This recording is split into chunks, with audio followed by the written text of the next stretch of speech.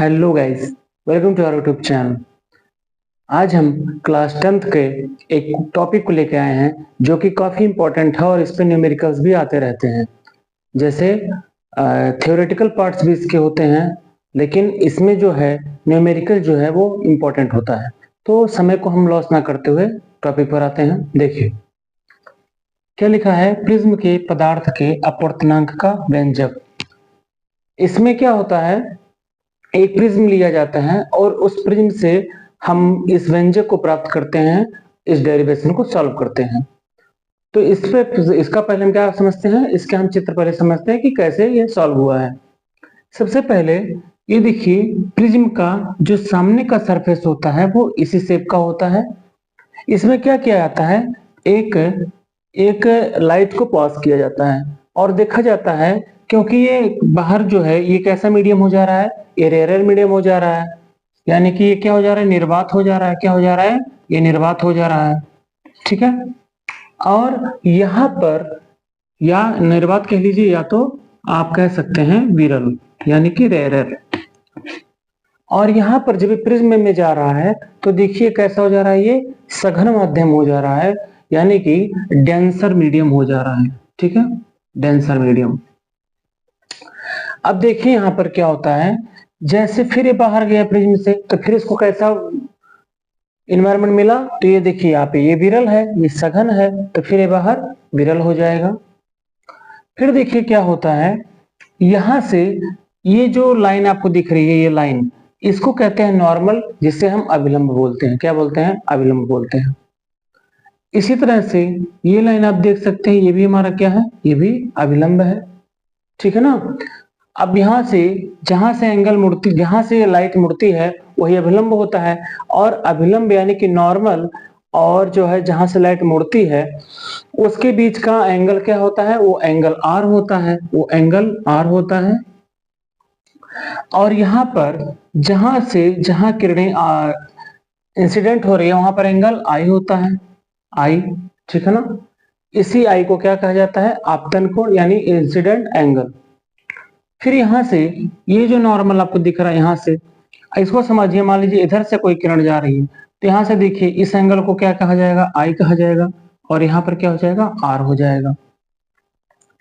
अब हम क्या करते हैं इसको, मान लीजिए ये जो लाइन आपको दिख रही है, जो किरणें जा रही है यहाँ से मुड़ जा रही है, इसको अगर मानिए कि आप ऐसे जा रही है, सीधी निकल जाए, अगर ये सीधी निकल जाए तो कुछ ऐसे ही जाएगी।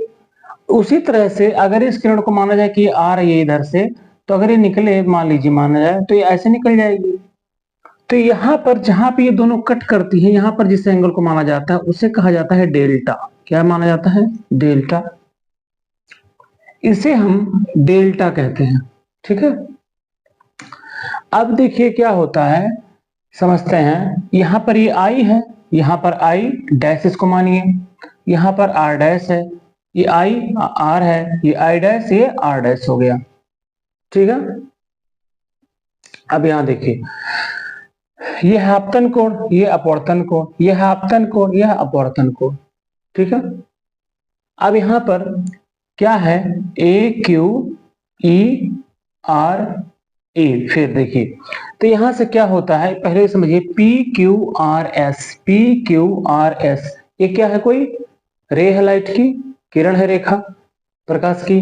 अब यहां देखिए, अब इससे हम डेरिवेशन पर चलते हैं, इससे हम डेरिवेशन पर चलते हैं और वहां से इसको हम सॉल्व करने का प्रयास करते हैं। कैसे, हमारा आता है n is equal to sine A plus delta M by two upon sine A by two. तो हम उसकी तरफ इसको चलते हैं और आपसे इसको हम प्रूफ करके आपको दिखाते हैं।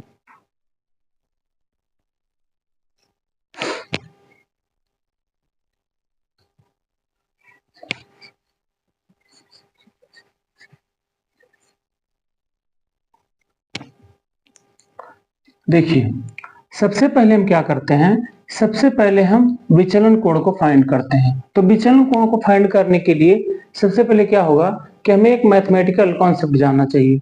कैसे होता है, देखिए यहां पर ये जान लीजिए पहले, एक तो ये जान लीजिए कि जैसे मान लीजिए कोई दो रेखा आपस में कट कर रही है, तो ये एंगल जो होता है और ये एंगल जो होता है इसे हम शीर्षाभिमुख कोण कहते हैं। अगर ये आई है तो ये भी आई होगा, ठीक है ना। ये दोनों कोण क्या होते हैं, आपस में बराबर होते हैं। ये दोनों कोण क्या होते हैं, बराबर होते हैं। तो देखिए ये आई है और ये आर है, तो ये क्या हो जाएगा, आई माइनस आर। यहाँ पर भी ये आई डैश है, आर डैश है, तो ये क्या हो जाएगा, यहाँ पर ये वाला angle I dash minus R dash.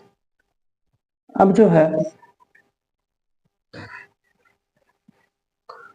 Proof हम करते हैं। हम सबसे पहले डेल्टा को निकालते हैं। डेल्टा बराबर क्या हो जाएगा, देखिए एक आपने पढ़ा होगा शीर्ष बहिष्कोण। बहिष्कोण क्या होता है, देखिए जैसे ये एंगल θ1 है, ये एंगल है θ2, हमसे पूछा जाए θ3 का वैल्यू बताइए, तो θ3 बराबर होता है θ1 प्लस θ2। ये होता है, इसको कहते हैं बहिष्कोण, यानी कि इनका जो ये जो एंगल होगा ये इन दोनों के योग के बराबर होगा। इसके बाद अब हम चल सकते हैं अपने प्रूफ की तरफ। ये कॉन्सेप्ट था।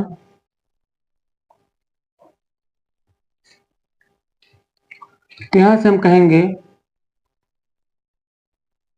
डेल्टा बराबर, यहां से हम कहेंगे डेल्टा बराबर,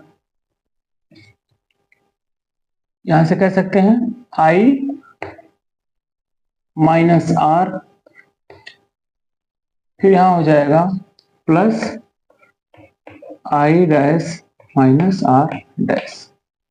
इसको मान सकते हैं, इसको हम लिख सकते हैं इसको, ठीक है। अब इसको लिखने के बाद हम लिख सकते हैं डेल्टा बराबर अगर हम जो माइनस को उसको कॉमन लें तब लिख सकते हैं I plus I dash minus R plus R dash. इसको इक्वेशन फर्स्ट मान लीजिए, इसको इक्वेशन क्या मान लेंगे, फर्स्ट मान लेंगे। इसके बाद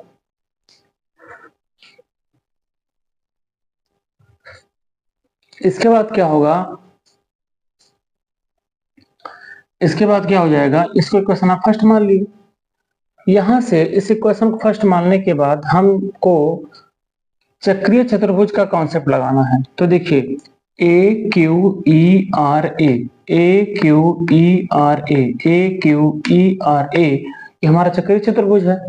तो हम यहां लिख सकते हैं चक्रीय चतुर्भुज से, चक्रीय चतुर्भुज से हम लिख सकते हैं, देखिए जो चक्रीय चतुर्भुज होता है, अब यहां से हम लिख सकते हैं, देखिए ए है ई है, ए है ई है, ए है ई है। तो यहाँ पर जो ए हमारा, इसको हम कहते हैं प्रिज्म एंगल या प्रिज्म कोण कहते हैं। तो यहाँ से इन दोनों का कोण हम बोल सकते हैं चक्रीय चतुर्भुज में A plus E is equal to 180। ये हम बोल सकते हैं A plus E is equal to 180 हम बोल सकते हैं। फिर a plus E is equal to 180 के बराबर हम कह देंगे, इक्वेशन मान लीजिए, या तो अभी इसको ऐसे इक्वेशन 2 मान सकते हैं इसको। अब देखिए क्या होता है, अब हम एक ट्रायंगल पे आएंगे क्यू ई आर, आपको दिख रहा है क्यू ई आर, जो ये ट्रायंगल है इसमें देखिए आर आर डैश और ई है। इसको हम क्या करेंगे, और आपको पता होगा कि जो ट्रायंगल होता है उसकी प्रॉपर्टीज होती है कि तीनों एंगल क्या होते हैं, 180 के इक्वल होते हैं। तो यहाँ से हम लिखेंगे कि ट्रायंगल क्यू ई आर से, क्यू ई आर से हम क्या लिख सकते हैं, R plus R dash plus E is equal to 180 लिख सकते हैं, बताइए लिख सकते हैं। अब इसको लिखने के बाद हम क्या देख रहे हैं कि यहाँ पर 180 है, वहां यहाँ पर 180 है, यानी कि इस 180 के बराबर हम ए प्लस ई लिख सकते हैं। तो R plus R dash plus E is equal to लिख सकते हैं हम लोग ए प्लस ई, ए प्लस सी हम लोग लिख सकते हैं। अब यहां से देखिए जब ये उधर जाएगा तो ई कट जाएगा, तो इस ई से इस सी को हम काट सकते हैं, इस ई से इस ई को हम काट सकते हैं, क्योंकि उधर जाएगा तो ई माइनस ई हो जाएगा, तो ये कट जाएगा वैसे भी। तो यहां से इसको काटने के बाद, इसको काटने के बाद हम लिख सकते हैं इसको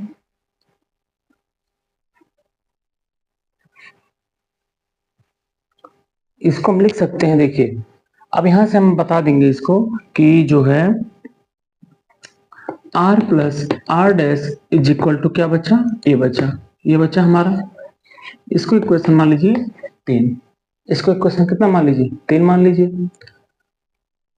अब हमारा क्या होगा कि यहां से अल्पतम विचलन कोण की स्थिति में, अल्पतम विचलन की स्थिति में क्या होता है, जो प्रिज्म होता है वो छोटा हो जाता है। तो वहां पर हम क्या बताएंगे, हम लिखेंगे डेल्टा बराबर डेल्टा एम रखेंगे, आई डैश बराबर आई रख देंगे और आर डैश बराबर हम आर रख देंगे।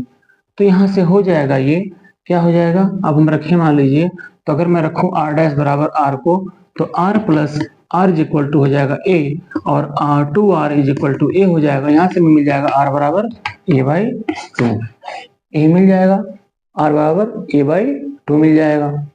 ये इक्वेशन हमारा एक आ गया। अब यहां से इस मान को मिलने के बाद हम क्या कर देंगे, इक्वेशन जो फर्स्ट है उसको लेंगे। तो समीकरण एक के अनुसार, समीकरण एक से, समीकरण एक से, तो क्या है समीकरण एक, डेल्टा बराबर I plus I dash minus R plus R dash. तो यहां से एक बात बताइए, r प्लस आर डैश का मान कितना है, a, r plus R dash का मान कितना है, a रख दीजिए। तो डेल्टा बराबर हो जाएगा, और यहाँ देखिए i है, i डैश बराबर क्या माने हम, i यहाँ से, तो यहाँ से हो जाएगा i प्लस आई माइनस ए, तो डेल्टा बराबर क्या हो जाएगा, 2i माइनस ए, क्या हो जाएगा 2i माइनस ए हो जाएगा। इतना समझ में आ गया। इसके बाद हम क्या करते हैं, देखिए अभी यहाँ पर स्नेल के नियम का भी यूज होगा थोड़ा सा। तो यहाँ से देखिए ये हमारा हो गया। अब डेल्टा बराबर हमारा क्या मिला हमें, 2i माइनस ए हमें मिला। इसके बाद क्या कर सकते हैं हम लोग, अगर यहाँ से हम 2i को निकालें तो 2i बराबर क्या हो जाएगा, डेल्टा एम प्लस ए, डेल्टा एम प्लस ए, क्योंकि ए जो है अब यहाँ पे डेल्टा बराबर डेल्टा एम हो जाएगा यहाँ पर सब, ठीक है, क्योंकि हमने यहाँ पर रखा है इसको। तो डेल्टा एम, अब 2i को इधर करोगे तो उधर ही जुड़ जाएगा। तो यहाँ पे हम लिखेंगे i बराबर क्या हो जाएगा, delta M plus A by two हो जाएगा, delta M plus A by two. अब यहाँ पे स्नेल का नियम लगा दीजिए, स्नेल नियम से तो क्या होता है, sine I upon sine R बराबर एन। अब देखिए आई का मान हमें यहाँ से मिल गया, आर का मान यहाँ से, हम यहाँ देखिए है ये बाई टू, बस ये रख दीजिए। तो साइन हो जाएगा आर आई का मान, तो साइन आई का मान कितना है, delta M plus A by two upon sine R का मान कितना है, ए बाई टू बराबर एन। यही होता है हमारा प्रूफ, और यही हमें प्रिज्म के पोर्शन का व्यंजक का जो है सूत्र ही हमें निकालना था। तो ज्यादा वीडियो लंबा भी नहीं हुआ और हम आसानी से इसको समझ गए हैं। इस पे न्यूमेरिकल भी आते हैं। यहाँ पे हम बता सकते हैं जो हमारा आर अपवर्तन कोण है, यानी कि रिफ्लेक्ट एंगल है, और हमारा आई क्या है, इंसिडेंट एंगल है, डेल्टा एम क्या है, डेविएशन एंगल है, ठीक है ना, और ए जो है क्या है, वो प्रिज्म एंगल है। तो ऐसे ही वीडियो पे बने रहिए और इसको आगे बढ़ाइए, सपोर्ट करिए। Thank you. जय हिंद, जय भारत।